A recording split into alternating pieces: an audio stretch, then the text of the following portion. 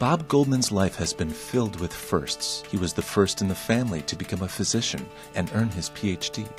Bob was also first in the Goldman family to write a book. His first book, Death in the Locker Room, Steroids and Sports, became a bestseller. He wrote it when he was still in med school. It was the first of over 40 books that Dr. Goldman has written to date. He also developed the first drug testing protocols for Ben and Joe Weider in the sport of bodybuilding. Dr. Bob established the first ever personal trainer certification program, which literally created the personal trainer industry. He was among the first to pioneer research in the area of brain resuscitation and organ preservation. His companies have registered over 150 patents in this field. In 1992, Dr. Bob co-founded the first anti-aging medical society, which coined the phrase anti-aging and gave birth to the entire anti-aging marketplace. A marketplace today that is valued at over $180 billion globally.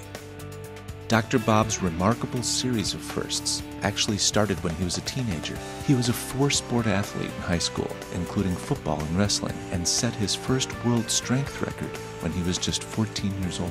He would go on to set 20 world strength records, all firsts, including world records for consecutive handstand push-ups, sit-ups, and one-arm push-ups. I set my first world record when I was 14 years of age. At that time, world records in sit-ups were done straight leg, where your legs would be straight out in front of you. You go into the zone, because if you're doing sit-ups for 12, 13, 14 hours, you need to put yourself in a kind of trance in order to keep going. As a sit-up record, I could basically just keep going.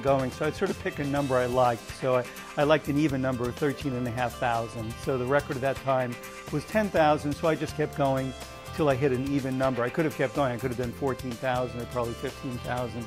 But I felt that I had beat the previous record by 3,500 sit-ups, so I figured that was okay. The world record that was probably the one that was most contested was a handstand push-up record. In order to do handstand push-up records as they were officially accepted and I had to do them, it's freestanding. You go down, there's no wall, no brakes, and you have to touch nose to the floor and hands in full extension. Otherwise, it didn't count as one repetition. First time I did 48, next time I did 171, next time I did more and more.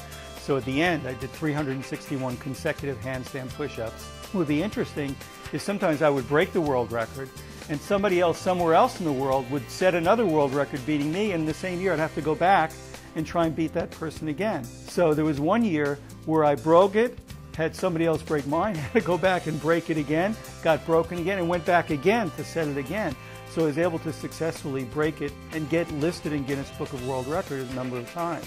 My goals now are to try and change the way the aging process takes place. I think that people should be healthy and strong well into 100 to 120 years of age. Your health is your wealth. Your health is the most valuable possession you will ever own.